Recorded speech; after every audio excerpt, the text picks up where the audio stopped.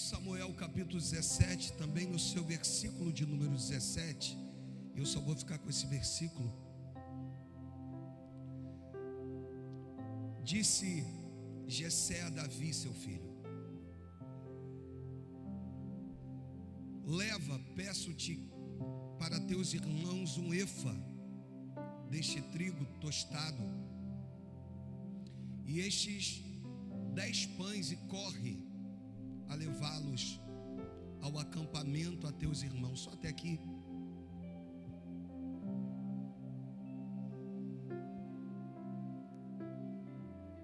Deus e Pai, fala conosco, toma minha vida nas tuas mãos, usa-me conforme a tua vontade. Abençoa as nossas vidas, Senhor. Aqueles que estão nos assistindo também, que o Senhor possa falar aos corações.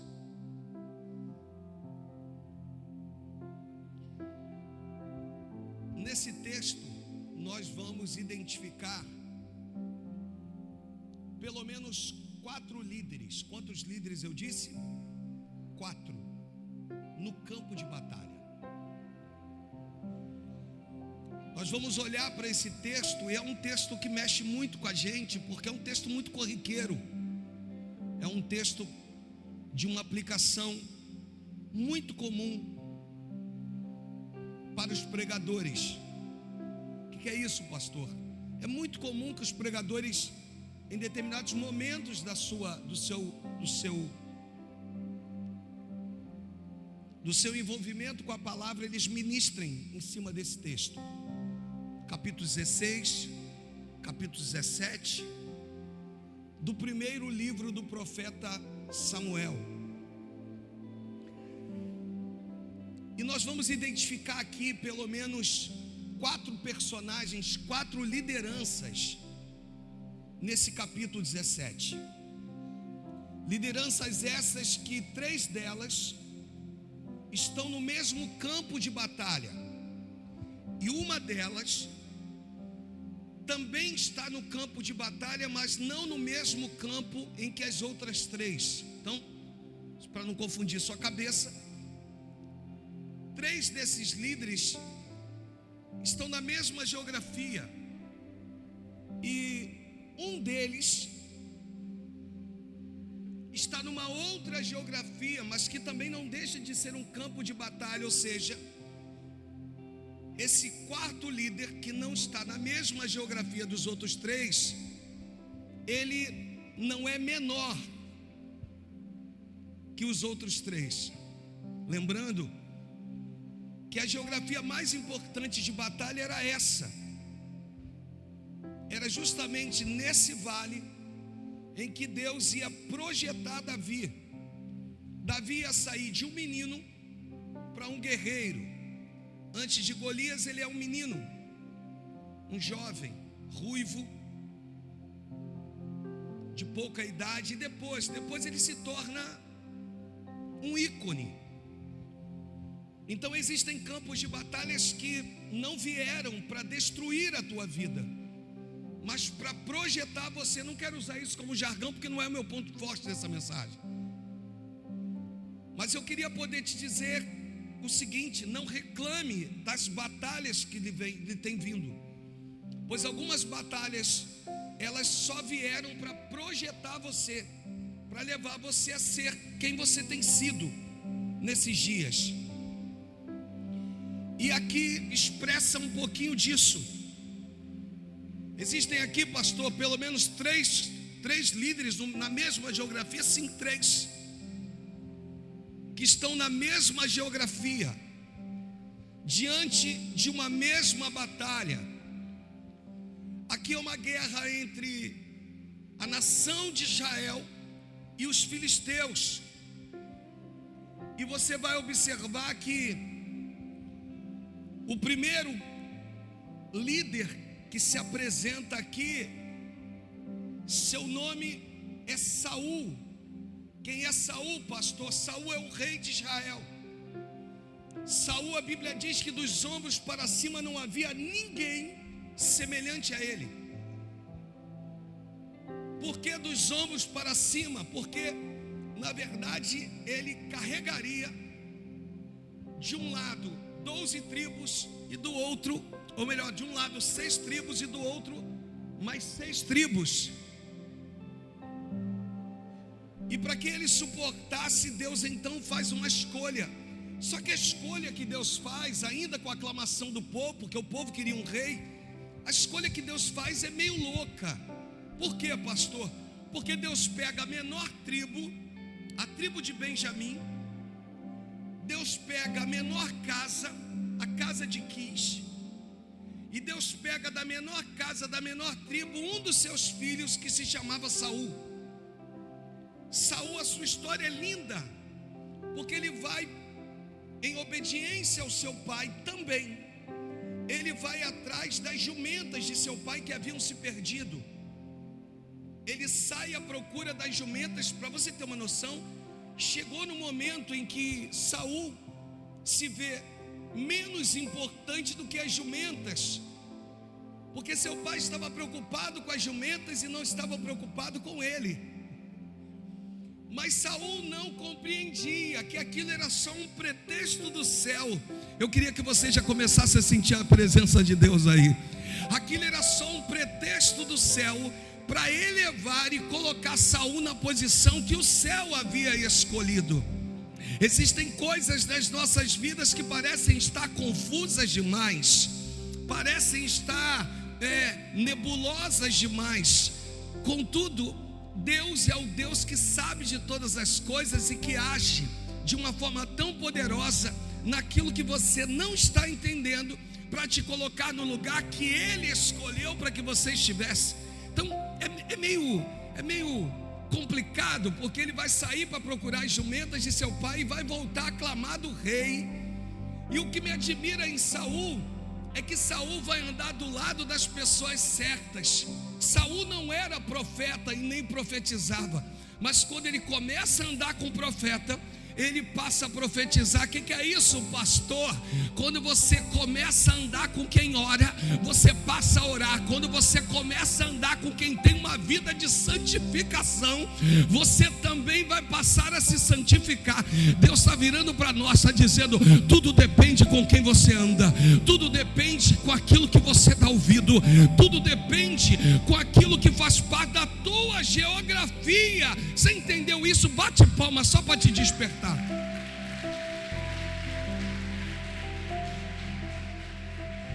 E Davi, pastor, é esse cara,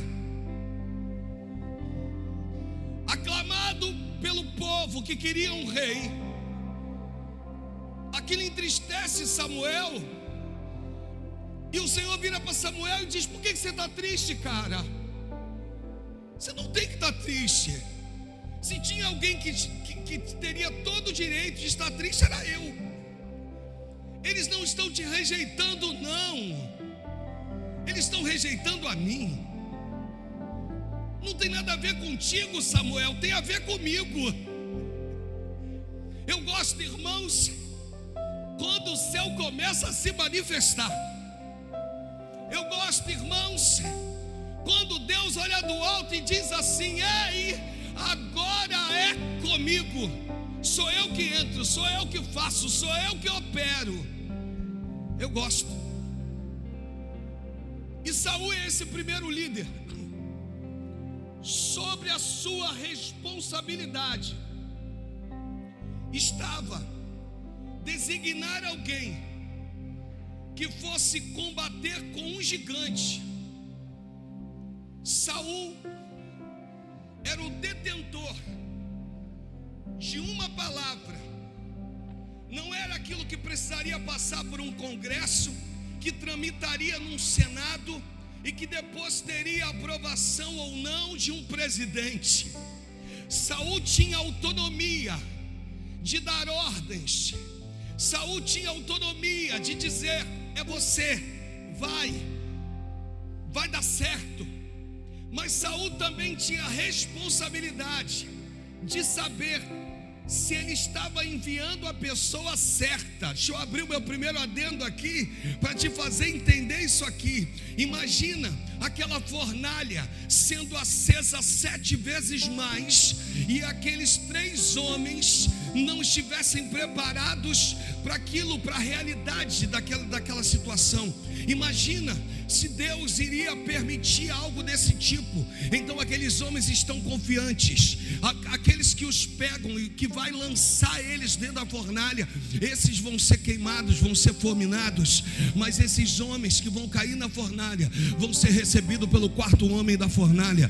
Deus está dizendo assim: existem vidas que precisam estar preparadas para estarem no lugar certo, na hora certa. O que é isso, pastor? Se você não está, não reclame. Se você não chegou na posição, não reclame. Às vezes muitos de nós queremos ocupar lugares sem saber o peso do lugar que nós um dia iremos ocupar. Você não tem noção do peso que nós carregamos. Você não tem noção das coisas que vão lhe sobrevir. Então Deus está virando para você, está dizendo: aquieta o teu coração, pois eu estou te preparando para te levar a lugares que você vai ser bem sucedido. Você tem alguém do teu lado aí? Não somos muitos hoje, irmãos, mas tem alguém. Diga para essa pessoa: aquieta o teu coração, vai fazendo a tua função da maneira que Deus colocou. Saul, pastor Cristian, era esse homem que tinha sobre si a responsabilidade de enviar a pessoa certa. Por quê? Porque se essa pessoa morresse, todo Israel ia servir aos filisteus. Imagina um cara desse. Imagina o tamanho da liderança de um cara desse. Imagina o que não se passava na cabeça de um cara desse. Se eu enviar a pessoa errada, além dela ser morta, além da sua família ficar sem o pai, da sua esposa ficar sem o marido, dos seus filhos ficarem sem o seu pai, eu ainda levo o meu reinado a um jugo debaixo dos filisteus. Saul é o primeiro líder, irmãos, no campo de batalha. O segundo líder é Davi. Davi é alguém que traz consigo algumas coisas. O que Davi vai trazer, pastor? Que vai ensinar a todo o exército de Saul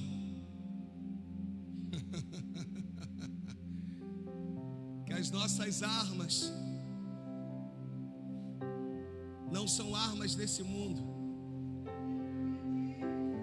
Davi vai trazer para todo o exército de Saul que as nossas guerras não são as guerras oferecidas nem tramitadas nesse mundo, que as nossas batalhas não são contra carne ou sangue, e sim contra principados e potestades. Pastor, no mundo espiritual é mais ou menos isso, é mais ou menos isso. Eles têm espada, eles têm lanças, eles têm escudos, e Davi vai inovar trazendo uma funda com 5 pedras. Deus está virando para nós, está dizendo: tu está guerreando da forma errada, crente. Tu está brigando da forma errada. Tu entrou no campo de batalha, mas as tuas armas são as mesmas armas dos teus inimigos. Os teus inimigos também têm espada, os teus inimigos também têm escudo, os teus inimigos também têm lança. Mas Deus está dizendo que não vai ser desse jeito que tu vai vencer essa batalha. Crente vence batalha no joelho, crente vence batalha na oração, crente vence batalha é quando ele entende quem ele é diante de Deus. Crente vence batalha. Tu está perdendo, mas está perdendo porque está guerreando errado. Tu está perdendo, mas está perdendo porque está usando as armas erradas. Deus está dizendo: o que Davi vai ensinar para o exército: eu vou ser usado por Deus para derrubar esse gigante com armas que vocês nunca viram. Eu tenho meus pastores, os que aqui estão, eu tenho pedido para Deus: Deus, me dá armas que eu nunca lutei. Me dê armas que eu nunca usei. Me dê armas que sejam totalmente totalmente opostas a tudo aquilo que um dia eu pratiquei. As nossas guerras são as mesmas, falei semana passada, daqueles que estão lá fora, irmãos. As guerras são as mesmas, a diferença é que arma eu uso. São as armas que eu uso, que fecha a boca do leão, irmãos. São as armas que você usa, que mostra quem você é diante de Deus. Quem é o líder? Davi é o inovador, irmãos. Quem é o líder? Davi é o menino que vai trazer uma funda com 5 pedras lisas do ribeiro, e com uma pedra só ele vai usar contra o gigante filisteu. Ele vai sair vitorioso. Por quê, pastor? Porque está usando armas que ninguém tem. Está indo para uma batalha de uma forma que ninguém tem ido. Eu não sei quanto tempo tu tem de crente. O que não pode acontecer conosco é carregarmos as mesmas mazelas do passado.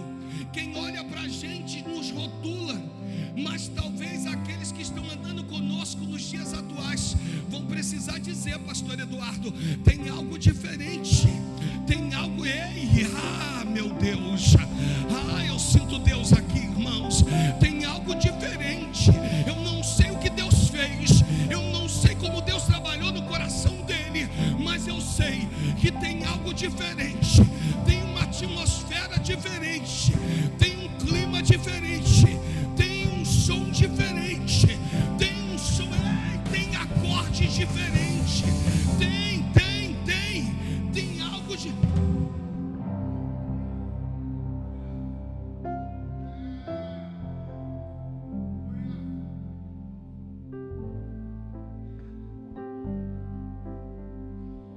O terceiro líder é Golias.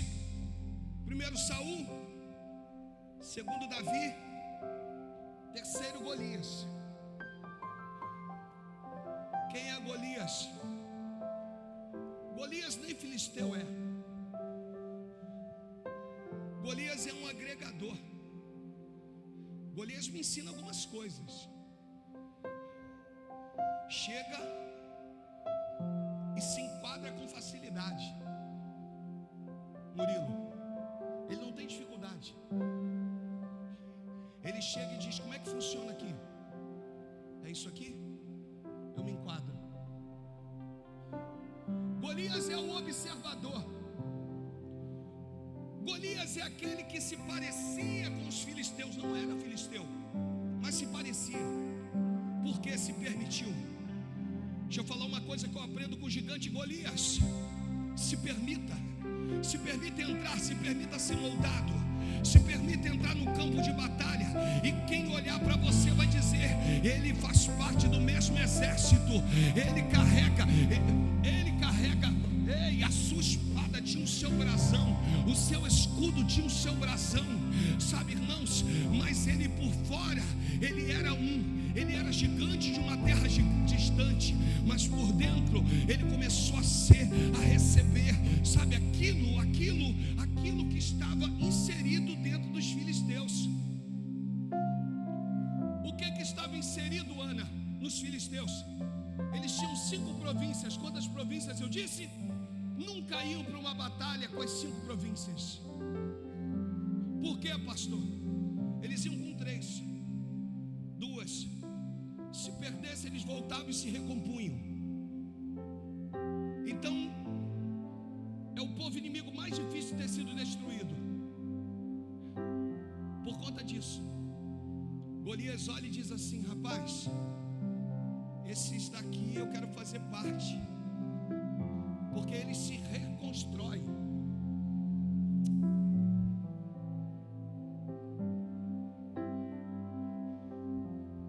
Eles renascem da cinza. Eles são meio que fênix. Eles têm, Kelly, uma resiliência louca. Eu quero fazer parte. lembra do apóstolo Paulo quando foi apedrejado? Para tu ter uma noção, os seus discípulos que estavam ao redor achou que ele tinha morrido. Ele se finge de morto. Quando os inimigos saem, ele levanta, sacode a poeira, como diz o ditado, e vai dar a volta por cima. Deus está virando para você, está dizendo: por que que os filhos das trevas são mais prudentes do que os filhos da luz? Por que que contigo qualquer coisa te abate, qualquer coisa te desestabiliza, qualquer coisa, não quero mais, não vou fazer mais, eu não estou mais afim, qualquer coisa te para, enquanto os filhos das trevas estão olhando e estão dizendo: ei, não tem nada acabado, vai dar certo, vamos embora, vamos recomeçar, mesmo que só tenha eu, você e mais um, vamos lá, vamos dar as mãos, vamos prosseguir. Deus está virando para nós e está dizendo que você precisa adquirir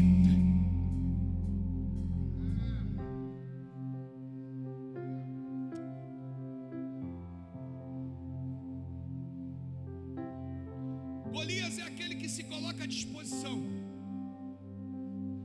Golias é aquele que chama a responsabilidade e diz assim: deixa comigo. Golias é aquele que levanta um texto e diz assim: ó, é um de nós contra um de vocês. Quem perder servirá um ao outro.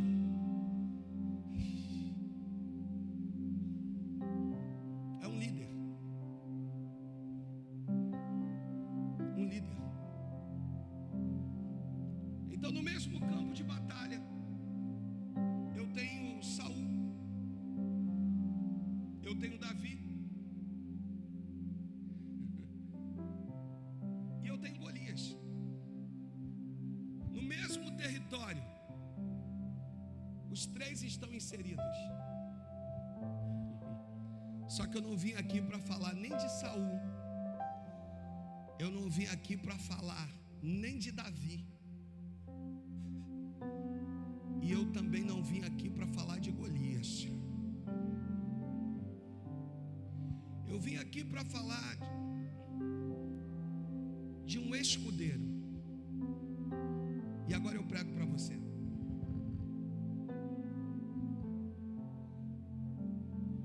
Se eu não me engano, na Revista e Corrigida, no capítulo 17, no versículo de número 20, esse é o meu último texto de aplicação.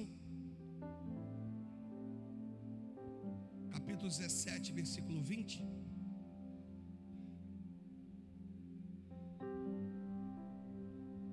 Vai dizer o seguinte: que Davi se levanta debaixo de uma ordem que o pai havia dado de levar alimento para os seus irmãos. Se levantou de madrugada e o texto diz que ele vai deixar as ovelhas com um guarda. Existem versões que diz que ele vai deixar as ovelhas com um pastor, mas esse não era pastor. Deixa eu repetir isso, porque isso aqui é de suma importância. Esse era um escudeiro. Davi, ele vai pegar, como diz os irmãos, as poucas ovelhas de seu pai. Porque Davi, quando chega no campo de batalha, os irmãos vão dizer assim: com quem você deixou as poucas ovelhas de meu pai? Mas eu quero ficar com esse versículo 20. E nesse versículo 20, Davi vai deixar as ovelhas que o pai dele havia confiado nas suas mãos com o escudeiro. Eu falo de um outro cenário, eu falo de um outro território, eu falo de um outro campo de batalha. Não queria aqui virar para vocês e dizer que esse campo de batalha do escudeiro é mais importante do que o campo de batalha que se encontra Saul, Davi e Golias. Mas quero te levar a pensar sobre isso. Porque quando chega diante desse quarto homem, desse quarto líder que é o escudeiro, nós vamos ver algumas coisas que acontecem com ele. Primeiro, eu te citei pelo menos 3 nomes: Saul, Davi e Golias. E com o escudeiro, o nome dele não fica registrado. Quem é? Ele é o guarda. Quem é? Ele vai ter o codinome pastor, mas que não é pastor, mas que vai fazer função de pastor. Por que pastor? Porque vai cuidar de ovelhas. O que significa isso, pastor? Pode ser que eu não seja, mas seja. Pode ser que não tenha ninguém que possa ter descido um azeite no alto da minha cabeça, no meio de uma igreja linda, e que dali por diante mudaram a minha nomenclatura. Ninguém mais me chama pelo nome, a partir de agora me chama de pastor, de pastora.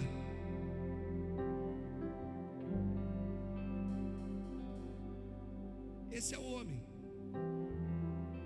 é o quarto líder, e me emociona falar dele. Diaconisa Silvinha. Porque à medida que eu preparava essa palavra, a irmã é uma dessas pessoas que me veio ao coração. A senhora tem noção, às vezes, que a equipe que a pastora Deise designava junto com a irmã entrava lá no gabinete antes de um culto de domingo para orar, e vocês começavam a orar pela igreja, pelo gabinete, e vinham até o pastor. Sabe quem é o escudeiro?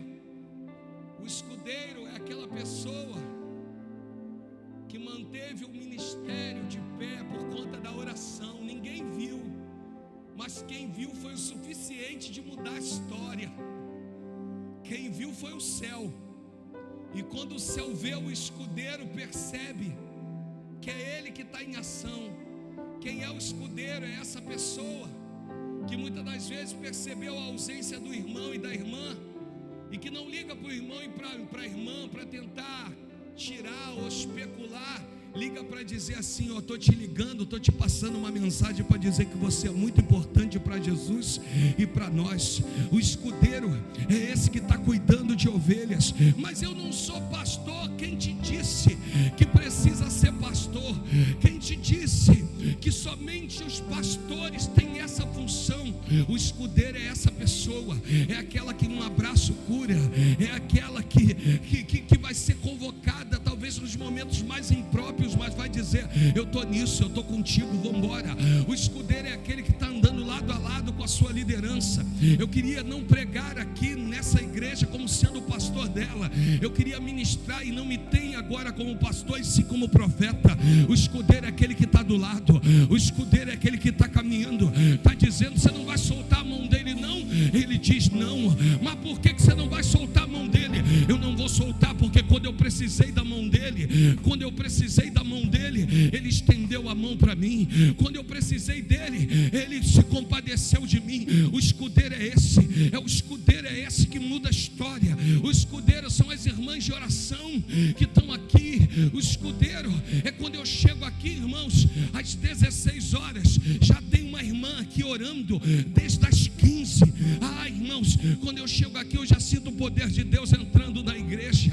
O escudeiro são essas pessoas que não são vistas e que muitas das vezes não tem nem nome, mas o céu está olhando para ela e está dizendo assim: enquanto estão aqueles lá guerreando no campo de batalha lá fora, está você cuidando do campo de batalha aqui dentro. Está você guerreando, tem gente guerreando lá fora, mas aqui nesse ministério tem gente guerreando aqui dentro, tem gente lutando lá fora. É importante a cabeça de Golias? Claro que é. É importante vencer? Claro que é.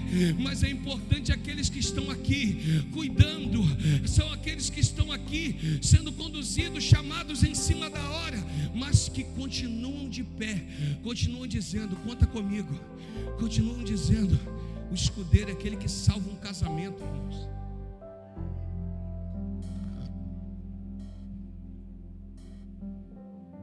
Por isso é que às vezes, com vocês pastoras, dá uma impressão assim: ah, mas eu quase nem prego. Quem disse que é pregar? Escudeiro não é isso. Escudeiro é ir lá.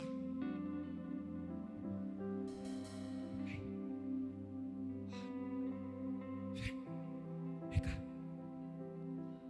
Quer chorar? Vamos pro cantinho, vem. Chora aqui, ó. Toma aqui, ó. Toma meu ombro.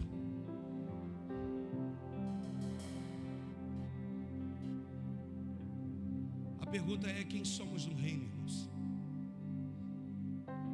Quem temos sido no reino?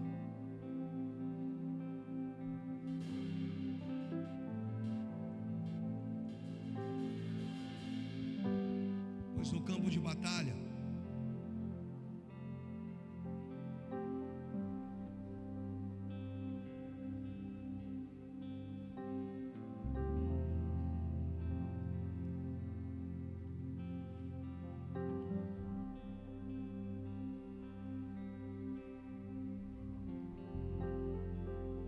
o que é mais importante? Valores, conquistas ou uma única vida?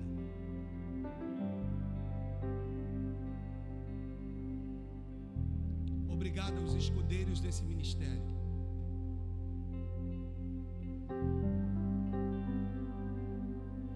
Primeiro, ninguém gosta de seguir líder fraco, nem líder que não tenha o caminho aplanado no coração, mesmo passando pelos vales áridos. Eu não gostaria de seguir. Mas também ninguém gosta de seguir líderes que não são capazes de mostrar a sua humanidade. E a mensagem de hoje: eu tenho gratidão e terei, independente de estarmos aqui, irmãos, ó, o mais importante não é estarmos aqui. Pode ser que um dia você procure um outro lugar, pode acontecer, pode, mas o importante é estarmos lá, ó, juntos.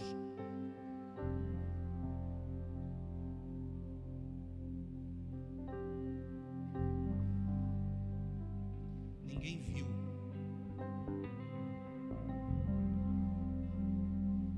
não sabe nem o nome. Vou falar por mim, que eu não posso responder por você. Mas quando entram no gabinete,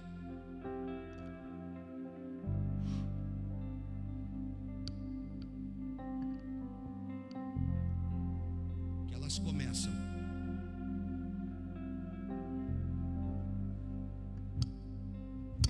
eu digo: Jesus, tu veio.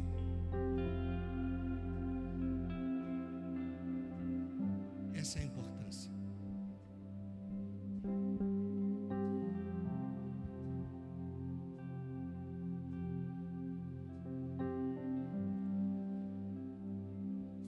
De sermos escudeiros, guardas. E tem uma coisa aqui: o exercício da prática daquilo que é verdadeiro aqui dentro, ele tem o poder de me promover. Como assim? Nesse texto do versículo 20, eu vejo aqui uma promoção. Se eu não me engano, na árabe, muda para mim, Mariana, por favor, ou na NVI, mas deixa eu ver, deixou com guarda. Na NVI fala, ou na Nova Tradução, vai chamá-lo, isso, obrigado, querida. Levantou-se de madrugada, Davi deixou o rebanho, me ajuda, vai, com outro pastor, vai, Diga assim: ele não era pastor. Estou te garantindo isso. Garantindo. Mas quando aqui dentro há uma predisposição de obedecer, Bruno, de estar no lugar que Deus me colocar, sem murmurar, entendendo a minha função, entendendo para o que Deus me chamou, Ele promove pastor. Por que pastor? Porque tenho confiado as ovelhas de meu pai. Mas e o pastor? Está lutando com Golias. E o pai do pastor está preocupado com os irmãos. E você está cuidando do rebanho. Deus está dizendo: quando você se preocupa com isso, tudo dá certo. Agora tem um detalhe só. Tudo isso começa onde? Dentro da sua casa. Qual é o primeiro rebanho que tu tem que cuidar? São os que estão dentro da sua casa. Se vai tudo bem em casa, vai tudo bem na igreja, vai tudo bem. Você está entendendo? Então Deus está dizendo: o primeiro rebanho é dentro de casa. Olha para eles com amor. Olha para eles com amor, porque se um dia você precisar, você também vai receber um olhar de amor deles. É isso. Eu encerro a minha mensagem aqui dizendo para você, em nome de Jesus, que eu vejo Saul, eu vejo Davi, eu vejo Golias, mas no que eu me prendo é o escudeiro, o quarto líder, que está fazendo sem ninguém ver, que está junto, porque não importa, o que importa é o que está atrelado, arraigado dentro. Você entende? Você pode dar uma salva de palmas a Jesus hoje. Oh, aleluia.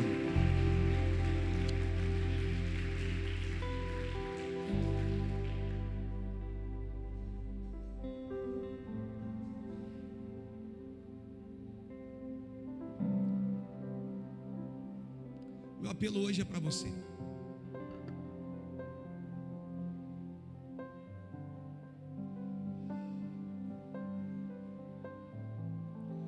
Que do mesmo jeito que você tem sido escudeiro, eu libero sobre a sua vida Filipenses no capítulo 4, a partir do seu versículo de número 17. Eu vou começar no 13, só para contextualizar e liberar esse apelo que eu vou fazer, que é diferente. Você não vai vir à frente, você vai receber aí sentadinho no teu lugar. Filipenses no capítulo 4, Paulo, a igreja em Filipos, no seu capítulo de número 4, a partir do seu versículo 13. O 13 é sobejamente conhecido. No 13, Paulo vai dizer o seguinte: vai, me ajuda, vai. Naquele que me fortalece. Aí ele continua dizendo: apesar disso, vocês fizeram bem em participar das minhas tribulações. Como vocês sabem, Filipenses, meu Deus, nos seus primeiros dias no Evangelho, quando parti da Macedônia, ele vai dizer assim: nenhuma igreja partilhou comigo no que se refere a dar e receber, exceto vocês. Pois estando eu em Tessalônica, vocês me mandaram ajuda, não apenas uma vez, mas duas, quando tive necessidade. Não que eu esteja procurando ofertas, mas o que pode ser creditado na conta de vocês. Recebi tudo e o que tenho é mais do que suficiente. Ele vai dizer assim: estou plenamente e amplamente suprido, agora que recebi de Epafrodito os donativos que vocês enviaram. Elas são como uma oferta de aroma suave, um sacrifício aceitável e agradável a Deus. Paulo, quando fala aqui, ele não está citando alguém específico em Filipos, não. Ele está virando aos filipenses e está dizendo assim: como eu sou grato a vocês, que foram escudeiros nos momentos mais delicados que eu passei. Ele vai dizer que o que vocês ofereceram, e hoje eu ministro sobre a vida de algumas pessoas aqui, alguns que estão em casa, a pastora Deise está dodói, está em casa hoje, está assistindo de casa, mas eu tenho certeza que ela partilha da mesma opinião que eu. Ele vai dizer assim, que as ofertas que vocês ofereceram vieram com um aroma suave, e vieram como um sacrifício aceitável e agradável a Deus. Ele vira no 19, e ele diz: o meu Deus suprirá todas as necessidades de vocês, de acordo com suas gloriosas riquezas em Cristo Jesus. A palavra para a vida de vocês é: o meu Deus suprirá todas as necessidades de vocês, de acordo com as suas gloriosas riquezas em Cristo Jesus. Irmãos, eu vim aqui hoje como uma forma de gratidão, como uma forma de dizer a vocês que às vezes eu sou o pastor, sou eu que ministro, na maioria das vezes sou eu que estou pregando, na maioria das vezes sou eu que sou visto, na maioria das vezes também sou eu que sou apedrejado, mas eu só estou de pé por conta dos escudeiros. Esse ministério só está de pé por conta dos escudeiros. As nossas vidas, da minha casa, nós só estamos de pé por conta dos escudeiros, por conta de pessoas que estão com seus joelhos dobrados, por conta de pessoas que estão jejuando, buscando, por conta de pessoas que estão dizendo: Deus, faz de novo, Deus, opera maravilhas, Deus, cura, Deus, promova sinais e prodígios, Deus, Senhor. Irmãos, e quando isso acontece, sabe, quando isso acontece, o céu começa a se movimentar. A Bíblia diz que todas as coisas cooperam para o bem daqueles que amam a Deus. Paulo vira aos Coríntios e diz: nem olhos viram, nem ouvidos ouviram, nem jamais se penetrou no coração humano o que o céu, o que Deus tem preparado para aqueles que o amam. Eu vim aqui hoje pregar para você, você que chegou aqui sem forças, você que chegou aqui sem esperança, curve a sua cabeça. Você que chegou aqui cheio de questionamentos, pensando: será que Deus é comigo? Eu não tenho visto os filhos se renderem, eu não tenho visto o marido se render. Deus está dizendo: ei, você não precisa ver nada, porque o céu não trabalha por vista, o céu trabalha por fé.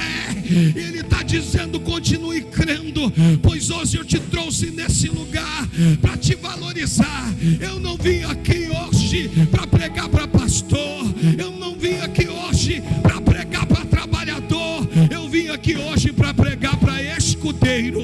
Se você é um escudeiro, é contigo que eu estou falando, é contigo que o céu está falando. Não se preocupe, pois uma promoção o Senhor entrega nas tuas mãos, confia nas tuas mãos.